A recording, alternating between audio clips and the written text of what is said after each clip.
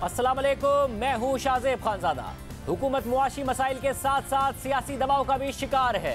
एक तरफ सख्त मुआशी फैसलों के बायस हुकूमत को अवाम की तनकीद का सामना है। कल रात तेल की कीमतों में फिर इजाफा कर दिया गया। बिजली और गैस की कीमतों में मजीद इजाफा होना है।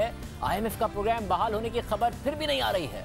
रुपया आज मजीद गिरा और डॉलर ने एक और नया रिकॉर्ड बना दिया है। 207 रुपये 67 पैसे की सतह पर आ गया है। और आज स्टेट बैंक के मुताबिक पाकिस्तान के ज़रिए मुबादला के ज़खायर 8.9 अरब डॉलर्स पर आ गए हैं, यानी 9 अरब डॉलर से भी नीचे आ गए हैं। यानी सवा महीने की दरामदाद के पैसे भी पाकिस्तान के पास नहीं हैं।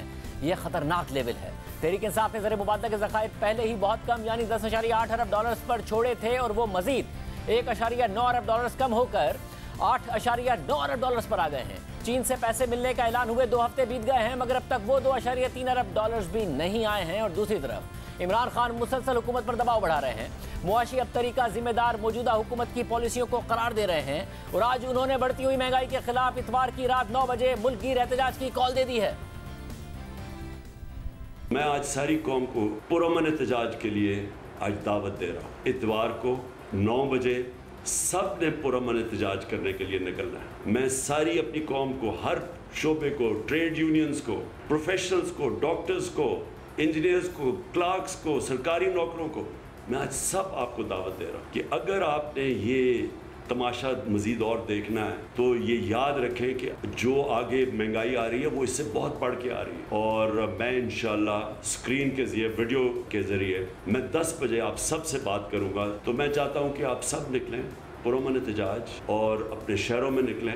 इमरान खान दावा कर रहे हैं कि अगर ये हुकूमत रह गई तो मुल्क श्रीलंका जैसे हालात से दो चार हो सकता है। यानी इमरान खान हर तरह से हुकूमत और इदारों पर दबाव बढ़ा रहे हैं, क्योंकि DGI-SPR की बार बार और दो टोक तरदीद के बावजूद कि नेशनल सिक्योरिटी कमेटी में इंटेलिजेंस रिपोर्ट्स की बुनियाद पर यह मालूमात दी गई कि कोई साजिश नहीं हुई।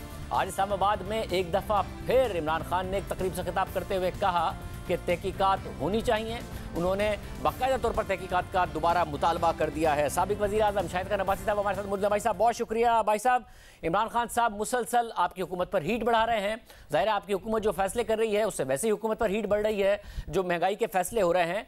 अब आपकी हुकूमत के आने के बाद 65 दिन लगे हैं इमरान खान को एहतजाज की कॉल देने में महंगाई के खिलाफ और आपकी कारकर्दगी के खिलाफ। कैसे निपटेंगे आप? देखिए, निपटने की ज़रूरत तो आज मईशत से है, जो 4 साल की गफलत से तबाह हुई है। हम इसको इस्तेहकाम देने की कोशिश कर रहे हैं। जो इस मुल्क के बदतरीन फ़ैसले इमरान खान ने अपनी कुर्सी को बचाने के लिए किए, जो दुनिया में कोई मुल्क नहीं कर सकता, कि कीमत ख़रीद से कम आप पेट्रोल और डीज़ल फ़रोख्त करना शुरू कर दें। और आज एक ख़त मिला है जिसमें शौकत तरीन साहब को ख़ुद एतराफ़ है कि 466 अरब रुपए हम 30 जून तक खर्च करेंगे। तो जो मुल्क 5600 अरब का कर्ज़ा इस साल ले चुका हो, वो 466 अरब का कर्ज़ा लेकर पेट्रोल और डीज़ल 3 महीने सस्ता फ़रोख्त करेगा कि इमरान खान की हुकूमत बच सके। तो आज इमरान खान साहब ये जवाब दें कि वो करते क्या रहे हैं हुकूमत में। 4 साल की अपनी कारकर्दगी तो रखें ना लोगों के सामने। साहब वो तो ये कह रहे हैं कि कहां पर पहुंची, कि मईशत बहुत अच्छी थी और हम मुश्किल फैसले IMF के प्रोग्राम में होते हुए आवाम को रिलीफ देने की पूरी कोशिश कर रहे थे। ये हुकूमत आई है और ये सारे के सारा IMF का डिक्टेशन मान रही है। उसी के ऊपर उन्होंने एहतजाज की कॉल दी। और जाहिर है एक सियासी लीडर को अगर ना लगता कि नीचे ग्राउंड स्वेल है तो वो क्यों देता ये एहतजाज की कॉल?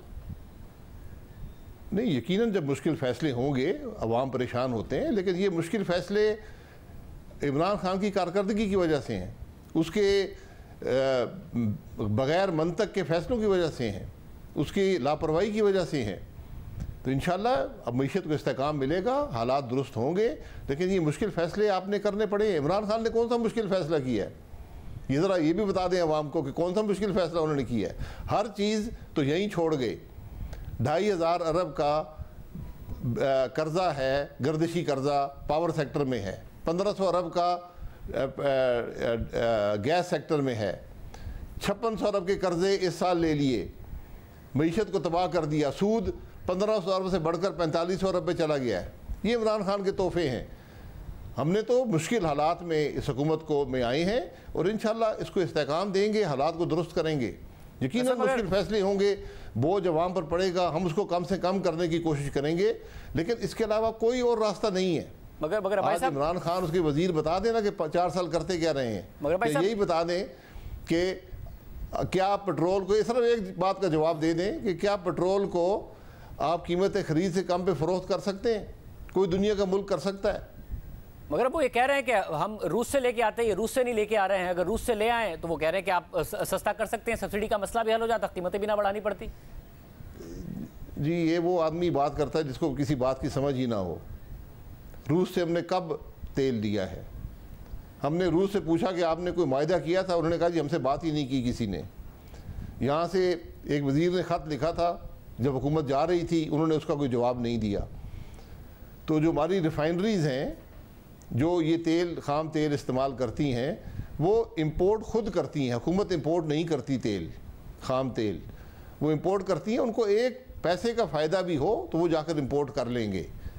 आज हमारे लिए कम से कम जो मेरी नॉलेज है, अगर इमरान खान साहब ला सकते हैं तो बिल्कुल वो अपने ताल्लुकात इस्तेमाल करें और ले आएँ। उसको रिफाइनरी वाले ज़रूर ख़रीद लेंगे। उनको तो 1 रुपये का फ़ायदा हो तो वो ख़ाम तेल उस प्रॉफिट के लिए ख़रीद लेंगे। यहाँ तो आप 30% की बात कर रहे हैं। उससे भी अगर वो सारा आ भी जाए, पाकिस्तान के मसाइल उससे हल नहीं होते। हमारी तो 70% इम्पोर्ट हैं। मगर ज़ाहिर है हमारा एक बहुत बड़ा हिस्सा है जो हम रिफाइंड मंगाते हैं और कुछ हिस्सा है जो कि हम क्रूड मंगाते हैं। मगर मसला ये कि जो भारत है उसमें प्राइवेट सेक्टर की रिफाइनरीज मंगा रही हैं। रिलायंस तो बाकायदा तौर पर ना सिर्फ भारत में मंगा रही है रूस का तेल, बल्कि क्रूड मंगा के रिफाइन करके वो तो ऑस्ट्रेलिया और यूरोपियन ममालिक को एक्सपोर्ट भी कर रही है और अपना मुनाफा कमा रही। तो हमारा प्राइवेट सेक्टर क्यों नहीं ला सकता है? क्या हुकूमत की तरफ से इजाज़त नहीं है? क्या मसला है?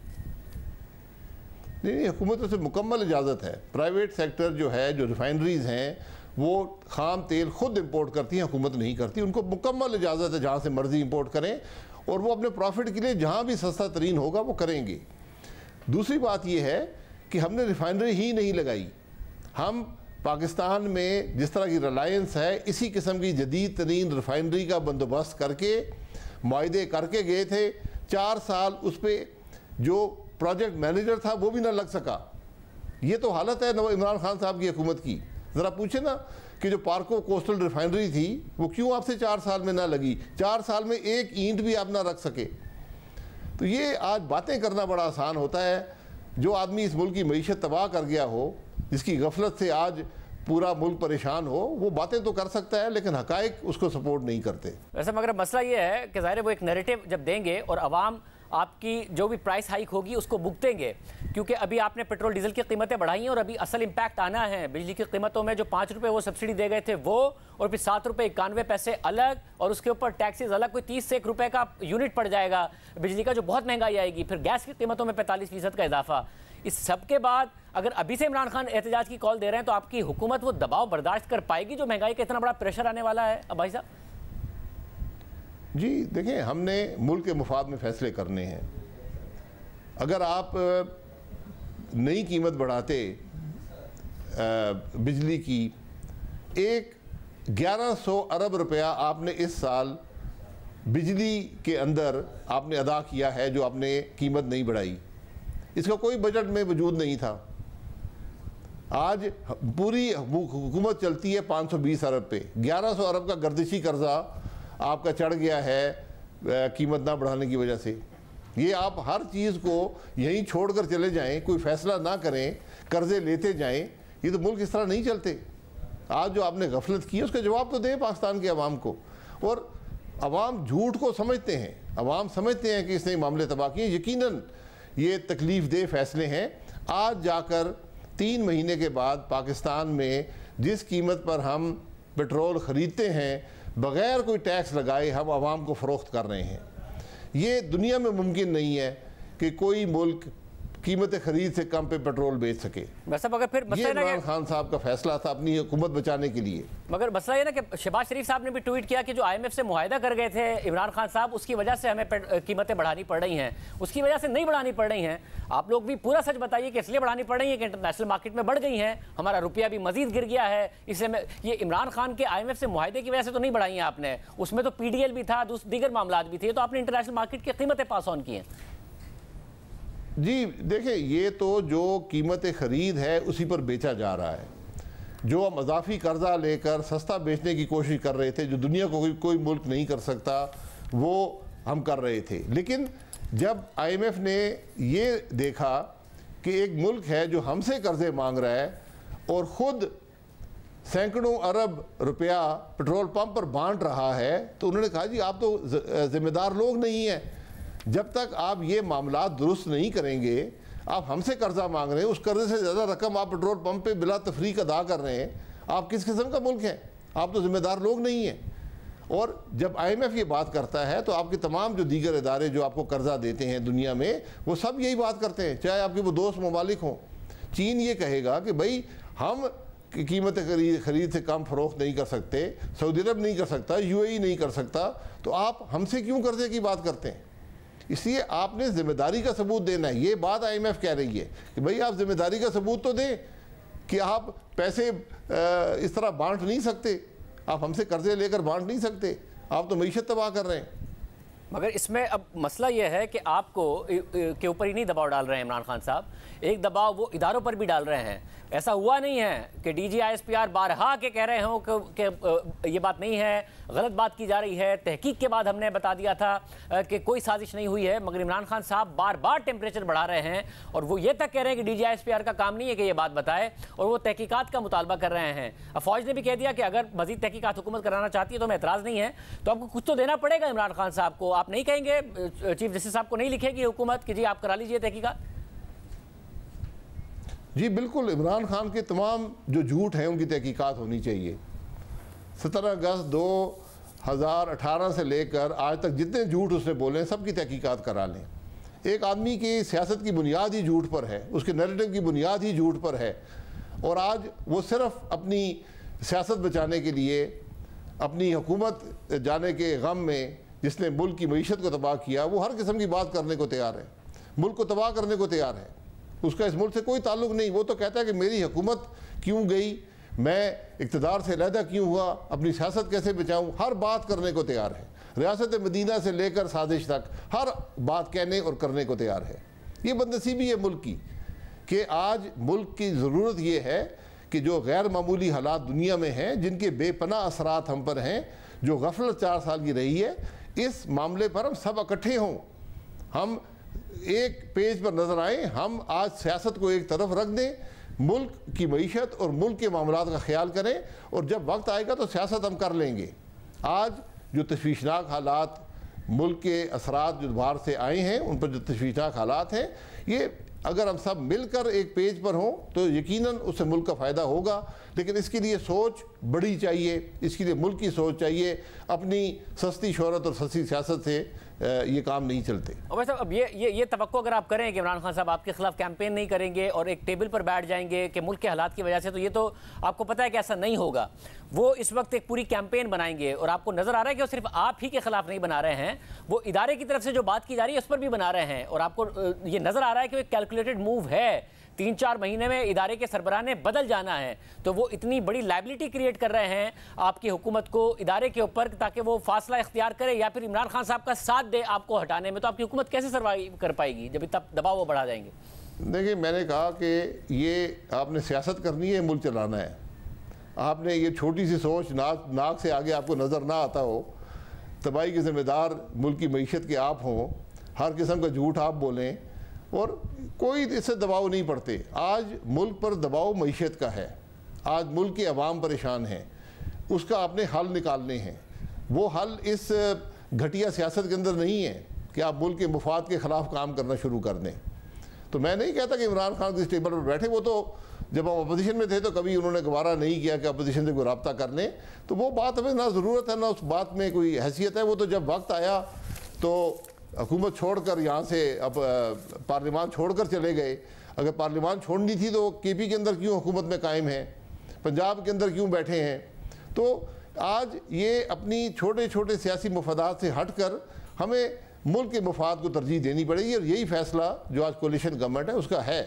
तो हम सियासत में भी इसका मुकाबला करेंगे और इस झूठ को अवाम के सामने रखेंगे, और इंशाअल्लाह मुल्क के मसाइल और मईशत को भी इस्तेहकाम देंगे। वैसे अगर अवाम के सामने रखने का कोई तो तरीका होगा ना, इसलिए क्यों नहीं आप चीफ जस्टिस साहब को लिख देते वजीर आजम के जी इसकी जुडिशल तहकीकात करा लीजिए। जो उनका मुतालबा था कि 2013 के इलेक्शन रिग्ड थे, उसके लिए भी एक जुडिशल कमीशन बना और फिर जुडिशल कमीशन ने कहा था ना कि कोई ऑर्गेनाइज्ड रिगिंग नहीं हुई थी, तो वहीं से वो मिथ टूटा, या फिर वरना वो कैंपेन करते रहे उसको बुनियाद बनाकर यहाँ तक कि उन्होंने धरना भी दे दिया। तो आप लिख दें ये बात, जब इदारे खुद कह रहे हैं कि हमने तहकीक कर ली है और हमारी इंटेलिजेंस एजेंसीज ने तहकीक कर ली है कि कोई बैरूनी साजिश नहीं थी इमरान खान साहब की हुकूमत गिराने में, तो आप किस बात पर रिलक्टेंट हैं?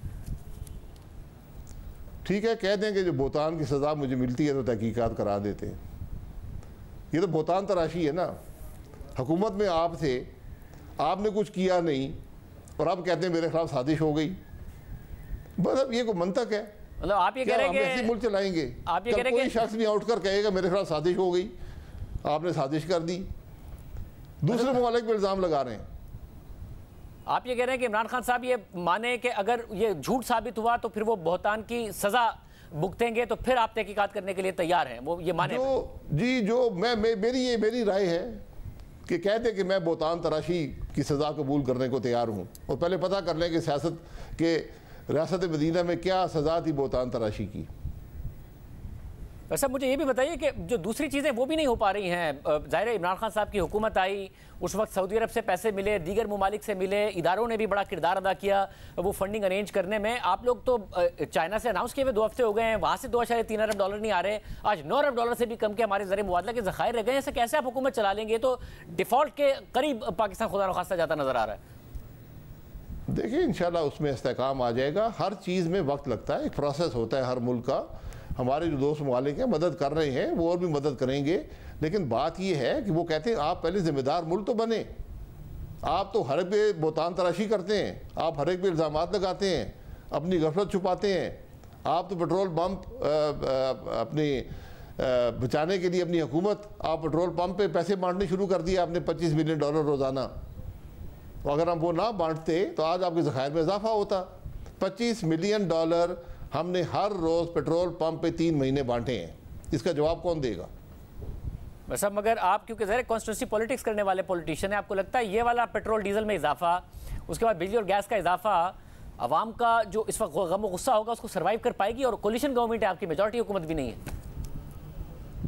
देखें ये मैंने कहा ना, आज बात सियासत की नहीं है, वरना मैं भी इमरान खान की तरह पैसे बांट के घर चला जाता। आज तो आपने मुश्किल फैसले करने, उनके असरात आप देख लें। आज आपका कर्ज इतना ले लिया गया है कि जो 1500 अरब का सूद था 2018 में, आज 4500 अरब पे है। ये अजाफी 3000 अरब जो है ये पाकिस्तान के अवाम ही अदा करेंगे ना। महंगाई उसी से आती है, मईशत उसी से तबाह होती है, बेरोज़गारी उसी से आती है, ये चीज़ें सब आपस में जुड़ी होती हैं। तो मुश्किल फैसले, ये मुश्किल फ़ैसला है कि आपने जिस कीमत पर पेट्रोल और डीजल ले रहे हैं उस कीमत पर आज बिक रहा है। आप कोई इजाफी कर्जे बाज़ार से लेकर और ये इसको सस्ता करने की कोशिश नहीं कर रहे। हमने जो एहसास तबका है सोसाइटी का, उसको हमने टारगेट सब्सिडी दी है कि इसका बोझ बर्दाश्त कर सके। लेकिन मईशत की कीमत पर आप सियासत नहीं कर सकते, आप मुल्क के मफाद पर सियासत नहीं कर सकते। ये मुश्किल फैसले हैं, कोई बात नहीं है। अगर अवाम इस बात को नहीं समझते, हम इलेक्शन में जाने को तैयार हैं। इस बात पर टर्म पूरी करके, हालात को दुरुस्त करके अवाम के पास जाएंगे, हक़ाइक़ उनके सामने रखेंगे। बहुत शुक्रिया। साबिक़ वज़ीर-ए-आज़म शाहिद खान अब्बासी साहब की गुफ्तगू आपने सुनी है। मगर क्या मईशत के लिए वाकई ख़तरात बहुत ज़्यादा बढ़ रहे हैं? क्या डिफ़ॉल्ट का ख़तरा पैदा हो रहा है? कि हर तरफ से पाकिस्तान की मईशत के साथ सियासत हो रही है? सारी तफसीलात आपके सामने रखेंगे ब्रेक के बाद। हुकूमत एक के बाद एक सख्त फैसला कर रही है। IMF प्रोग्राम बहाली की उम्मीद भी दिला रही है। प्रोग्राम बहाल ना होने की सूरत में पाकिस्तान के श्रीलंका की तरह डिफ़ॉल्ट करने का खौफ भी दिला रही है। मगर अब तक ना IMF से कोई अच्छी खबर आई है, ना रुपया संभल पाया है। और रुपया आज इंटरबैंक में तारीख की एक और कम तरीन सतह पर आ गया है। आज इंटरबैंक में डॉलर 207 रुपये 67 पैसे का हो गया है। रुपया मुसलसल गिर रहा है, जिससे वैसे ही दरामदशुदा पेट्रोल, डीजल और खाने पीने की अशिया मजीद महंगी हो जाएंगी। और ज़्यादा खतरनाक बात यह है कि स्टेट बैंक ने जो आज ज़र मुबादला के ज़खायर की तफसीलात जारी की हैं, उसके मुताबिक पाकिस्तान के ज़र मुबादला के ज़खायर 8.9 अरब डॉलर्स पर रह गए हैं। एक ख़तरनाक सतह है ये। पाकिस्तान के पास 1.25 महीने की दरामदात के मुश्किल से पैसे हैं और ना ही अभी तक कोई बैरूनी इमदाद आ रही है, ना ही IMF के प्रोग्राम बहाल होने की खबर आ रही है। हमने खुद आज वज़ारत ख़जाना से बात की तो उनके ज़राए ने यह कहा है कि इस बात की उम्मीद है। IMF 1 से 2 दिन में प्रोग्राम की बहाली के लिए हम पुरुमीद हैं। IMF के साथ बजट पर भी इत्तफाक हो गया है। IMF के बजट पर तहफ़्फ़ुज़ात दूर कर दिए हैं। पेट्रोल पर सब्सिडी ख़त्म करना भी IMF का एक मुतालबा था जो हमने पूरा कर दिया है। ज़राए वज़ारत ख़ज़ाना ने मज़ीद बताया कि तनख्वाहदार तबके पर टैक्स का मामला भी हल होने के करीब है। हुकूमत ने कल पेट्रोल की कीमत में 24 रुपये और डीजल की कीमत में 59 रुपये का इजाफा करके इन दोनों मसनूआत पर सब्सिडी मुकम्मल तौर पर ख़त्म कर दी है। और ये करके IMF की एक और बड़ी शर्त पूरी कर दी है। मगर बात यहाँ नहीं रुकेगी। अभी बिजली की कीमतों में 7 रुपये 91 पैसे फ़ी यूनिट का इजाफा होना है, जिसकी नेपरा पहले ही मंजूरी दे चुका है। और वज़ीर ख़ज़ाना मिफ्ताह इस्माइल वाज़े कर चुके हैं कि हम बिजली के शोबे में सालाना 1600 अरब रुपए की सब्सिडी और नुकसानात के मुतहम्मिल नहीं हो सकते।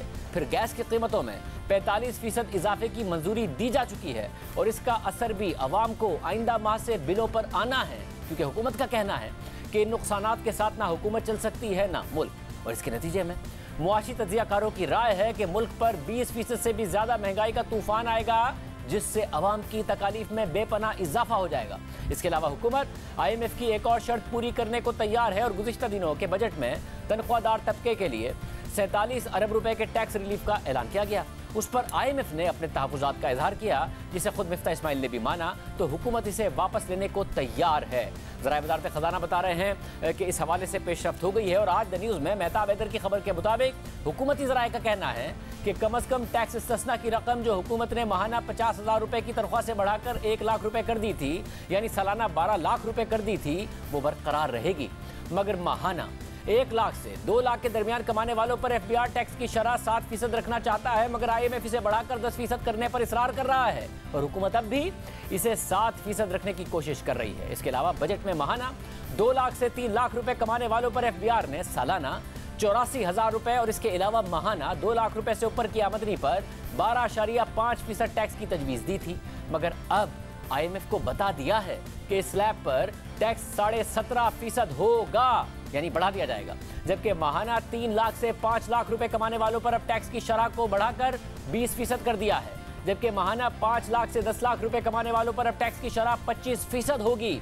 जबकि माहाना 10 लाख रुपए से ऊपर कमाने वालों पर 10 लाख से ऊपर की कमाई पर टैक्स की शरह 32.5% होगी। जबकि सालाना 20,04,000 रुपए का टैक्स अलग देना होगा। मेहताब हैदर की खबर में मजीद बताया गया है कि IMF पेंशन्स को भी टैक्स के दायरा कार में लाने पर इसरार कर रहा था, मगर FBR ने IMF को इस बात पर राजी कर लिया है कि इतनी महंगाई में पेंशनर्स को टैक्स नेट में लाना मुनासिब नहीं होगा। खबर के मुताबिक तनख्वाहदार तबके के इनकम टैक्स बढ़ाने की IMF की डिमांड IMF प्रोग्राम की बहाली में आखिरी बड़ी रुकावट थी और FBR ने यह रुकावट दूर करके प्लान हुकूमत को जमा करा दिया है। मगर इस सारी सूरत हाल में एक दिलचस्प मगर अफसोसनाक सूरत हाल नजर आती है और ये बताती है कि कैसे इस मुल्क के नाजुक तरीन हालात में मुल्क की सियासी लीडरशिप मुल्क की मईशत के साथ सियासत खेल रही है। कल रात 11 बजे के बाद हुकूमत ने तेल की कीमतों का ऐलान किया तो तहरीक इंसाफ के रहनुमाओं ने इसे रात की तारीकी में अवाम पर डाका करार दिया और मुस्तरद कर दिया। और कुछ अर्सा पहले यही काम तहरीक इंसाफ करती थी, तो देखिए उस वक्त की अपोजिशन भी रात की तारीकी में इजाफे पर कैसे तनकीद करती थी। रात के अंधेरे में डाके मार रहे हैं। जो पेट्रोल और तेल की कीमतें जो बढ़ाई हैं वो रात के अंधेरे में बढ़ेंगे। अब बताएं कि रात के अंधेरे में तो डाके पड़ते हैं ना, ये आवाम की जेबों को बहुत बड़ा डाका है ये। जनाब स्पीकर, पेट्रोल, डीजल, मिट्टी का तेल 10 से 12 रुपए फी लीटर का इजाफा और बिजली के बिल बिजली बनकर आवाम पर गिर रहे हैं। अनून लीग की हुकूमत बता रही है कि पाकिस्तान में आज भी पेट्रोल भारत, नेपाल, भूटान और दुनिया के दीगर ममालिक से सस्ता है। जैसा कि आप स्क्रीन पर खुद हुकूमती दावे का ट्वीट देख सकते हैं। मगर कुछ अर्सा पहले तक इमरान खान ये बताते थे अभी भी पाकिस्तान सस्ता है। हमारी पेट्रोल और डीजल की कीमतें देखें और कंपेयर करें हिंदुस्तान से बांग्लादेश, हम सबसे सस्ता मुल्क यहाँ पे भी। नून लीग तनकीद करती थी, आज नून लीग यही काम कर रही है। नून लीग की हुकूमत कह रही है कि पेट्रोल सस्ता खरीद कर महंगा नहीं बेच सकते।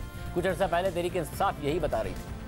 मैं आज आपको कह रहा हूँ कि हमें पेट्रोल बढ़ाना पड़ेगा, क्योंकि हम अगर पेट्रोल नहीं बढ़ाते तो हमारा खसारा बढ़ता जा रहा है और खसारा आगे बोझ पड़ा हुआ है हमारे कर्जों के ऊपर जिनका सूद देना पड़ता है। तो हमें थोड़ा पेट्रोल की कीमत बढ़ानी पड़ेगी। इस वक्त हालात हैं उसमें जाहिर है कि इसके अलावा क्या चारा होगा कि आप पेट्रोल की कीमत जो है वो बढ़ाएंगे कि यूक्रेन के और यूरोप में और जो टेंशन बनी हुई है अमेरिका में, उसकी वजह से इंटरनेशनल प्राइस है तेल की वो शूट अप हो गई है। अब वो उसमें हम कितनी देर जो है वो रोक सकते हैं। हमारे यहाँ तो बिलियंस ऑफ रुपीज़ हमारे पास तो है नहीं जो कि हम जो है रोज़ाना इसमें दे सकें, तो जाहिर है कीमतें बढ़ेंगी। कि इस तरीके से हम नहीं कर सकते कि ये पेट्रोलियम प्राइसेस आर्टिफिशियली लो रखें। अगर वो बढ़ रही हैं तो हमें वो पास ऑन करनी पड़ेंगी। इस दफ़ा हम थोड़ा सा हमने पॉपुलिस्ट डिसीजन ज़रूर लिया, लेकिन ये ज़्यादा देर चलेगा नहीं, तो ये हमारे पे प्रेशर आएगा। तो अभी तो हमारे पास गुंजाइश ही नहीं रहेगी ना कि अगर इसको ना करना पास ऑन, तो वो हमें अब करना पड़ेगा। आज नून लीग कह रही है कि बैनुल-अक़वामी मार्केट में तेल की कीमत $120 फी बैरल है और तहरीक इंसाफ के IMF से मुआहदे के तहत उसे 300 से ऊपर होना चाहिए। मगर आज तहरीक इंसाफ कह रही है कि हम होते तो रूस से सस्ता तेल खरीद कर सस्ता बेचते। हालांकि भारत ने मार्च में भी रूस से 30 लाख बैरल सस्ता तेल खरीदा, मगर उस वक्त मार्च में ही शौकत तरीन ये नहीं कह रहे थे कि हम रूस से सस्ता तेल खरीद कर सस्ता दे रहे हैं या देंगे, बल्कि आज $120 फी बैरल की बैनुल-अक़वामी मार्केट में कीमत पर तनकीद करने वाले शौकत तरीन मार्च में ये कह रहे थे कि 240 रुपये फी लीटर का पेट्रोल होना चाहिए। हमारा जो कमोडिटी साइकिल है, सुपर साइकिल है, ये जो हम चीज़ें इंपोर्ट करते हैं जिसमें पेट्रोल है, जिसके बीच में आपका कोयला है, स्टील है, एडिबल ऑयल है, ये सारी चीज़ें हम इंपोर्ट करते हैं, वो प्राइसेस जो हैं दुगनी तिगनी होगी। आप अंदाज़ा करें कि एडिबल ऑयल जो है $600 पर टन था, आज $1750, $1734। अभी मुझे बताएं ये कैसे मेरे पास तो नहीं है, मुझे तो पास ऑन करना पड़ेगा। पेट्रोल जो है वो बेसिकली था $42 जनवरी 2021 में, और आज वो चला गया है, आपको पता है 130 भी गया, आज 118 पे है जो तो उसकी वजह से हमारी जो इस वक्त पेट्रोल की कीमत होनी चाहिए वो इस वक्त इस प्राइस के ऊपर 240 रुपये आपकी कीमत होनी चाहिए लीटर। हमने उसको 150 किया हुआ है। इस वजह से डीजल और पेट्रोल की वजह से मुझे 104 अरब रुपया अपनी जेब से देना पड़ता है हर महीने। आज इमरान खान कह रहे हैं कि IMF का डिक्टेशन नहीं लेंगे, हमारी हुकूमत ने नहीं लिया था, मगर कल को उनकी हुकूमत बता रही थी कि डिक्टेशन लेना पड़ रहा है, मजबूरी है, IMF का प्रोग्राम ज़रूरी है, बहुत सारे इकदाम IMF ना भी कहे तो हमें लेना पड़ेंगे, और रुपए की कदर गिरने के फ़वाइद भी बताए जाते थे। तो कोई ये भी कहता था कि IMF ने तो सालाना $2 अरब के बदले में हमारा सब कुछ लिखवा लिया। ये तो मजबूरी में हमें करनी पड़ रही है। देखो जी, at the end of the day अगर हम उठा के ये जो लगा रहे हैं ये पेट्रोलियम लेवी, तो ये तो इसलिए लगा रहे हैं कि वो हमें कह रहे हैं। तो आपका ख्याल है ये पेट्रोलियम लेवी करने देता? बिल्कुल ना करने देता, लेकिन मजबूरी है। उन्होंने कहा कि आपने बजट किया था 600 अरब और अभी आपने कुछ भी नहीं इकट्ठा किया, तो अभी तो कुछ ना कुछ तो करें ना, 300 तो करें। हम लोगों ने पिछले ये मार्च में पैसे ले चुके हैं इनसे, कई चीज़ें कह के कि ये हम करेंगे। अब हमारे पास तो कोई डॉलर की छापने की मशीन तो है ही नहीं, तो जाना पड़ा। जब जाना पड़ा उधर तो उन्होंने कहा कि भाईजान अगर आप लोग आए हैं तो फिर आप 1, 2, 3 चीज़ें करें। आप अपने जो डिस्काउंट रेट बढ़ाएं, आप करेंसी को ज़्यादा डिवैल्यू करें, और जो टैरिफ वगैरह है वो बढ़ाएं। फ्रंट लोड कर दिया उन्होंने, कहा पैसे नहीं देंगे जब तक आप ये नहीं करेंगे। तो आप समझते हैं जो रिजर्व पोजीशन हमारी बेहतर हुई है उसके बावजूद IMF का प्रोग्राम कंप्लीट करना जरूरी है पाकिस्तान? जी, मैं समझता हूँ ज़रूरी है। हमने वैसे भी जो बहुत सारे मेजर्स लेने हैं वो हम IMF के प्रोग्राम में ना भी हो तो हमें लेने पड़ेंगे। तो बेहतर है कि आप IMF के प्रोग्राम में लेके वो मेजर्स लेने कोशिश करेंगे कि बिजली के नर्ख कम से कम बढ़ाना पड़े। अगर मजबूरी होएगी बढ़ाने पड़ेंगे तो बढ़ाएंगे। IMF ने टोटल हमें $6 बिलियन देना है over the period 3 year. $2 billion उन्होंने सालाना हमें देना है और हमारी हर चीज उन्होंने लखवानी, और ओवरसीज पाकिस्तानी, और वो लोन है, चार्टी नहीं है, लोन है, हर चीज लखवानी उन्होंने। $6 बिलियन देके 3 सालों में देना है। और उस वक्त की अपोजिशन इसी IMF प्रोग्राम पर तनकीद करती थी। शहबाज शरीफ साहब ने कहा है कि मिनी बजट नहीं पास होने देंगे, इत्यादि से भी बात करेंगे, और आपकी गालिबन आज ही मुलाकात हुई है शहबाज शरीफ साहब से। आपने बताया नहीं उन्हें कि सर अगर आप मिनी बजट नहीं पास होने देंगे और आप इस हुकूमत को गिराने की भी बात कर रहे हैं, कल को हमारी हुकूमत आ गई, IMF का प्रोग्राम नहीं बहाल हुआ तो मुल्क वैसे ही फारिग हो जाएगा, तो हमसे भी नहीं चलेगा। मिनी बजट के अंदर आप ये कह रहे हैं कि हम स्टेट बैंक को बेसिकली IMF के हवाले कर देंगे, और मिनी बजट शौकत तरीन साहब ने तो खुद कह रहे थे कि टैक्स जो है कौम के लिए मुज़र हैं, हुकूमत के लिए मुज़र हैं। नेगोशिएशन किए ना शौकत तरीन साहब ने, आप खुद IMF को निमट चुके हैं, आप खुद नेगोशिएशंस कर चुके हैं। एक दफ़ा 2018 के इलेक्शन से पहले नहीं माना IMF, अब क्या करें? आप आ जाएंगे तो आप क्या कर लेंगे? देखिए, हम आ जाएंगे तो बहुत सारी इंप्रूवमेंट लेकर आएंगे। इनको बिजली अगर ये सस्ती कर दें आज और इंडस्ट्रियलिस्ट को शिफ्ट कर दें, इतनी सस्ती कर दें कि उनको वारे में आना शुरू कर दें। इन्होंने जो एडिशनल कंजम्पशन है उसके ऊपर रिलैक्सेशन दी, सर्दियों में लोग गैस से बिजली की तरफ जाएं, उसके ऊपर एडिशनल कंजम्पशन पे कहा कि जी नहीं, अब नून को आने दें, हम रेट कम करेंगे, हम कंजम्पशन बढ़ाएंगे, हम इंशाल्लाह 35,000 मेगावाट आवर्स लेके जाएंगे। आप देखिएगा सीजनल इफेक्ट कम करेंगे और हम आपको सर्कुलर डेट भी खत्म करके दिखाएंगे और रेट कम करके दिखाएंगे। जब आप गए तो 1000 अरब रुपए का छोड़ के गए थे ना, तो उस वक्त तो अरे मेरे भाई, उस वक्त तो आप देखें ना, हम जब थे तो हम डीजल पे बिजली बनाने पे मजबूर थे क्योंकि गैस नहीं थी आपके सिस्टम में। हम जब थे तो फर्नेस ऑयल पे बिजली बनाने पे मजबूर थे। हम जब छोड़ के गए तो अब आपको फर्नेस ऑयल बनवाने की जरूरत नहीं है। ये तो इनका शौक है कि फर्नेस ऑयल मंगवा रहे हैं। मगर इस वक्त आप नहीं चाहते हुकूमत में, आपको पता है मसाइल इतने ज्यादा बड़े हैं, IMF का प्रोग्राम भी है, सारी शर्तें पूरी करनी है, महंगाई आपसे भी कंट्रोल नहीं होनी है, इसलिए आप हुकूमत में आना नहीं चाहते, हुकूमत पे यही प्रेशर रखना चाहते हैं। मेरी बात सुने, मेरे पास घर में बड़ा अच्छा माली है, उसको गाड़ी चलाने नहीं आती, उससे मैं गाड़ी चलवाऊं तो वो कैसे चलाएगा? इनको कुछ काम ही नहीं आता। अवाम का उनको याद आ गया कि 10 रुपए बिजली कम करनी है, लेकिन अवाम जानते हैं कि आपने पहले 20 रुपए पेट्रोल बढ़ाया, फिर 10 रुपए कम कर दिया, 6 रुपए बिजली बढ़ाई और 5 रुपए कम कर दी। तो ये हिसाब किताब में उलझा के लोगों को अगर ये थोड़ा सा मुतमईन करना चाह रहे हैं तो ये भी इसी का दबाव है जो अपोजिशन की इस वक्त कोशिश है। वैसे मगर देखें ना, फिर पॉलिटिकल इंस्टेबिलिटी जो होती है उसका नुकसान ही होता है ना, मईशत के ऊपर फिर सियासत होती है। बैनुल अक़वामी मार्केट में तेल की कीमतें बढ़ी हैं, हुकूमत IMF के प्रोग्राम में है, उनके साथ कुछ कमिटमेंट्स हैं, मगर अब हुकूमत अपने सर्वाइवल की जंग लड़ रही है। अगर आप भी इक़्तिदार में आएंगे और कीमतें इंटरनेशनल मार्केट में बढ़ रही हुई और आप पर यह दबाव होगा तो मुल्क इस तरह चलेगा नहीं। फ्यूल एडजस्टमेंट अगर कीमतें बढ़ी हुई हैं वो नहीं कर पाएगी हुकूमत तो आपको भी मसाइल आएंगे। इसका आप क्रेडिट ले रहे हैं, यही परेशान कुन बात है, आपके साथ भी मसाइल होंगे। जी शाहजेब, इस वक्त जो असल बहरान है वो तेल की कीमतें बैनुल अक़वामी मंडियों में बढ़ने का नहीं है। असल बहरान यह है कि ये हुकूमत 3.5 साल में गवर्नेंस करने में नाकाम रही है। और आज यही हुकूमत IMF का प्रोग्राम बहाल कराने के लिए सारे फैसले कर रही है। पेट्रोल की कीमतें भी बढ़ा रही है, बिजली की कीमतें भी बढ़ा रही है, गैस की कीमतें भी बढ़ा रही है। और आज भी शहबाज शरीफ ने जो ट्वीट किया वो हक़ाइक़ के बरक्स है। उन्होंने लिखा कि हुकूमत के पास कीमतें बढ़ाने के अलावा कोई चारा नहीं है क्योंकि तहरीक इंसाफ ने IMF से ऐसा मुआहदा कर लिया था, इस पर आवाम को एतमाद में लूँगा। अब मसला यह है कि तहरीक इंसाफ के मुआहदे के तहत तो पेट्रोल की कीमतों में इजाफा भी करना था और उस पर 30 रुपये टैक्स भी वसूल करना था। अभी तो हुकूमत ने बगैर किसी टैक्स में इजाफा किए सिर्फ बैनुल अक़वामी मार्केट की कीमतों में इजाफे पर कीमतें बढ़ाई हैं।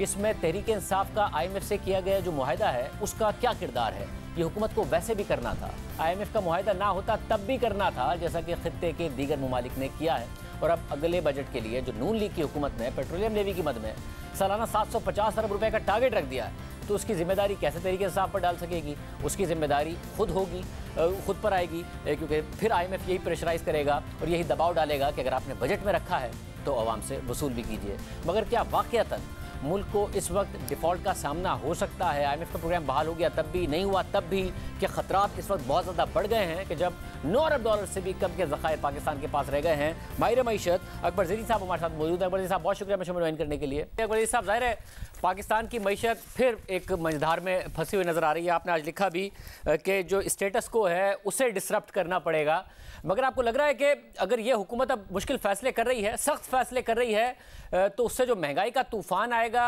वो मईशत के लिए बड़े लाजमी है ये फ़ैसले? IMF के प्रोग्राम तो बहाल होगा, मगर क्या मईशत हमारी दुरुस्त हो जाएगी या फिर हम थोड़ा बहुत संभलेंगे और फिर वापस यहीं खड़े होंगे जहाँ पर खड़े हुए हैं?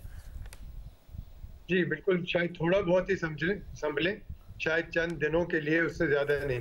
देखिए मसला यही है कि हम 22 दफ़ा IMF के पास गए, यही हुकूमतें आती जाती रही हैं और 2-3 साल के लिए जिसको खुशहाली का नाम कहते हैं या डेवलपमेंट कहते हैं या ग्रोथ कहते हैं या जो कुछ भी कहना चाहते हैं वो होती है, लेकिन फिर हम जाके IMF की गोद में जाके बैठ जाते हैं। पिछले 2 साल में जितनी तरक्की हुई है हमारी GDP की, वो आमतौर पर हमें नज़र नहीं आती क्योंकि 2 साल लगातार इस तरह का हो। लेकिन ये हैरत की बात है कि हम IMF के पास पड़े हुए मिन्नतें कर रहे हैं उनसे, उनकी एक एक बात मान रहे हैं, इसके अलावा कोई चारा नहीं है। तो आपकी बात बिल्कुल सही है। मुझे तो ये लगता है कि जिस तरह के इकदाम हमारी हुकूमत कर रही है, पेट्रोल की कीमत 3 दफ़ा बढ़ाई है, टैक्सेस पे ज़रा ये करेगी, कुछ जो लेन देन होगा वो करेगी, और IMF कहेगी चलें ठीक है आपको 1 अरब या 2 अरब डॉलर दे देते हैं, कुछ और ममालिक भी दे देंगे, लेकिन मसाइल उससे हल तो नहीं होंगे। वही मसाइल जिनकी वजह से हम यहाँ पहुँचे वो बरकरार रहेंगे। और महंगाई ना सिर्फ पेट्रोल की कीमतें बढ़ने के लिए डॉलर का रेट जो गिर रहा है उसकी वजह से ये रहेगी। और अगले 6 महीने में मुझे लगता है कि अभी अगर 15% महंगाई है, इफरात ज़र है, ये 18-19% तक आराम से चली जाएगी। पर साहब एक और मसला ये है कि ये जो मौजूदा हुकूमत है ये कहती है कि इतने बुरे मुआशी हालात हमने आज तक नहीं देखे। जो गए इमरान खान साहब वो कह रहे हैं कि इतनी अच्छी मईशत आज तक किसी हुकूमत ने नहीं छोड़ी, हम तो सस्टेनेबल बुनियादों पर तरक्की पर ले आए थे, इन्होंने साजिश करके हमारी हुकूमत को गिरा दिया। आपने देखा है ये दावा पाकिस्तान की तारीख में बहुत सारी हुकूमतों ने किया है कि हमने बहुत ज़्यादा अच्छी ग्रोथ छोड़ी थी, जनरल मुशर्रफ साहब भी करते थे। आपको लग रहा है कि वाकई एक सस्टेनेबल तरक्की की राह पर छोड़ गए थे इमरान खान साहब, और अगर उनकी हुकूमत ना जाती तो हम दुरुस्त जा रहे थे? नहीं, बिल्कुल नहीं। मेरा तो ख्याल है कि यकीनन जैसे मैंने कहा कि इसमें इजाफा हुआ है मईशत में। बेहतरी का लफ्ज़ इस्तेमाल करना ज़रा अजीब है, लेकिन नंबर्स बेहतर हुए, लेकिन वो सस्टेन नहीं हो सकते थे। अगर ये इन्होंने 10-12 फरवरी को जो फैसला किया था कि अगले 4 महीने तक ये पेट्रोल की कीमत नहीं बढ़ाएंगे, तो इनको भी यही करना पड़ता। तो ये एक बुनियादी मसला है। अगर देखें आप, हमारे कर्जे बढ़ते जा रहे हैं, हमने कर्जे लिए हुए 135 अरब डॉलर के कर्जे लिए हुए, और हम फिर उसकी वजह से हम कह रहे हैं हमारी तरक्की हो रही है, नजर नहीं आ रही। और सबसे बड़ा मसला ये है कि हमारे पास फॉरेन एक्सचेंज अब रहा नहीं, खत्म हो गया। हमारी एक्सपोर्ट्स नहीं बढ़ी, इंपोर्ट्स बढ़ी। तो ये असल में सिर्फ इमरान खान की हुकूमत की कमजोरी और गलती नहीं है, अगरचे उनका बहुत बड़ा हाथ है इसमें। ये तो माजी की कई हुकूमतों के साथ यही है। आप बिल्कुल सही कह रहे हैं, 2-4 साल हमारी नंबर बेहतर हो जाते हैं, लोग कहते हैं चलो मईशत बेहतर होगी, उसके बाद हम फिर IMF के पास पहुंच जाते हैं। कम ममालिक ऐसे होंगे जो इतनी जल्दी IMF के मुआहदे के बाद खत्म होते ही 2 साल के बाद, 3 साल के बाद वापस आ जाते हैं। पाकिस्तान उनमें एक है।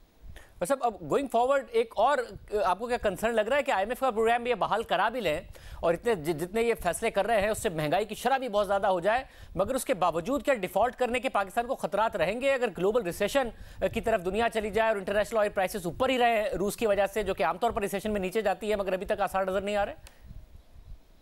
मुझे डिफॉल्ट तो नहीं नजर आता कहीं, फौरी तौर पे कोई ऐसे आसार नहीं नजर आते, और पाकिस्तान ने पहले कभी डिफॉल्ट किया नहीं है। और अगर आप देखें 2-3 ममालिक जिन्होंने किया है, श्रीलंका ने किया है, अर्जेंटीना ने किया है, कुछ और मुल्कों ने किया है, उसके बाद हालात कुछ अरसे के लिए ख़राब होते हैं, लेकिन फिर मईशत और चलती रहती है। जाहिर है उसकी एक जो इंसानी ज़िंदगी पे और क्वालिटी ऑफ लाइफ पे ज़रूर असर पड़ता है, लेकिन ये नहीं हो जाता कि मुल्क गायब हो जाते हैं। शायद कहीं हुकूमतें बदल जाती हैं, रद्दो-बदल हो जाता है, लेकिन एक कम लेवल पे उसका सिलसिला चलता रहेगा। तो डिफ़ॉल्ट तो मुझे कहीं नहीं, दूर से भी नहीं नज़र आ रहा, लेकिन ये बात ज़रूर है कि हमारे इक़्तिसादी हालात, फॉरेन एक्सचेंज के हालात खासे संगीन है और फौरी तौर पे कोई बेहतरी नहीं नज़र आ रही। इसका एक और मसला ये है कि हमारी जो सियासी सूरत हाल है, चाहे वो इमरान खान की तहरीक चल रही हो या इस हुकूमत को ये अंदाज़ा नहीं है कि कितने अरसे के लिए है, कोई गारंटी नहीं है, तो उससे भी ये जो अनसर्टेनिटी जो होती है उसका बहुत बड़ा असर पड़ता है। बहुत शुक्रिया। मईशत के हवाले से गुफ्तगू आपने सुनी। प्रोग्राम में एक ब्रेक और उसके बाद आपको बताएंगे कि कैसे तहरीक इंसाफ अपने एक और इल्ज़ाम के लिए कोई सबूत नहीं दे पाई।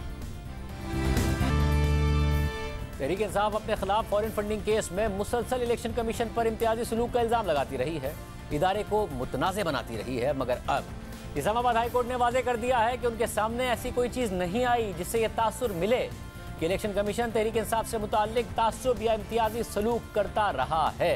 गुज़िश्ता समात में इस्लामाबाद हाई कोर्ट के 2 रुकनी बेंच ने चीफ जस्टिस की सरबराही में अपनी ही अदालत के सिंगल बेंच का वो फैसला मुअत्तल कर दिया था, जिसमें सिंगल बेंच ने इलेक्शन कमीशन को 30 दिन के अंदर ज़ेर इल्तवा केस निपटाने का हुक्म दिया था। और साथ ही अदालत तहरीक इंसाफ की उस अपील पर भी समाअत कर रही थी जिसमें तहरीक इंसाफ ने इलेक्शन कमीशन पर पार्टी के खिलाफ इम्तियाजी सलूक का इल्ज़ाम लगाया था और अकबर बाबर की इस केस में मजीद पेशियों पर पाबंदी की दरख्वास्त की थी। इन आम मामलात पर आज इस्लामाबाद हाई कोर्ट में चीफ जस्टिस अतर मिनल्ला और जस्टिस बाबर सत्तार पर मुश्तमिल 2 रुकनी बेंच ने तहरीरी फैसला जारी कर दिया है और फैसले के मुताबिक हम सिंगल बेंच के उस फैसले को इस हद तक कलअदम करार देते हैं जिसमें उन्होंने ज़ेर इल्तवा शिकायत को 30 दिन में निपटाने का हुक्म दिया था। हमारे पास इस मामले पर शक की कोई वजह नहीं है कि इलेक्शन कमीशन में तमाम जमातों से यकसा बर्ताव होगा। रिकॉर्ड पर ऐसा कुछ नहीं है जिससे जाहिर हो कि अपील कुनंदा से मुख्तलिफ सलूक किया गया है। ये मुनासिब नहीं होगा कि अदालत गैर मुसद्दिका खदशात पर इलेक्शन कमीशन को हिदायत दे। हम खुद कायल नहीं हुए कि तहरीक इंसाफ किसी भी तरह से तासुब का शिकार रही है। तवक्को है कि इलेक्शन कमीशन तमाम जमातों के केसेस मुनासिब वक्त में निपटाएगा।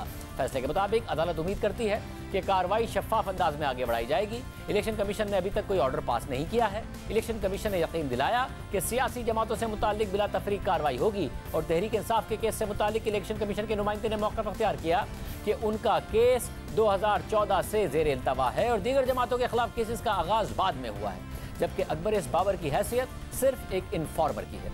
अब देखना होगा कि जब आगे इलेक्शन कमीशन तहरीक इंसाफ और दीगर सियासी जमातों से मुताल्लिक केसेस को आगे बढ़ाएगा तो तहरीक इंसाफ अदालती फैसले की मौजूदगी में कैसे इलेक्शन कमीशन की गैर जानिबदारी पर सवालात उठाएगी और अपने दिफा में क्या जवाब फराहम करेगी, क्या आइंदा इल्ज़ामात लगाएगी तो कोई सबूत भी देगी या नहीं। इजाज़त, अल्लाह हाफ़िज़।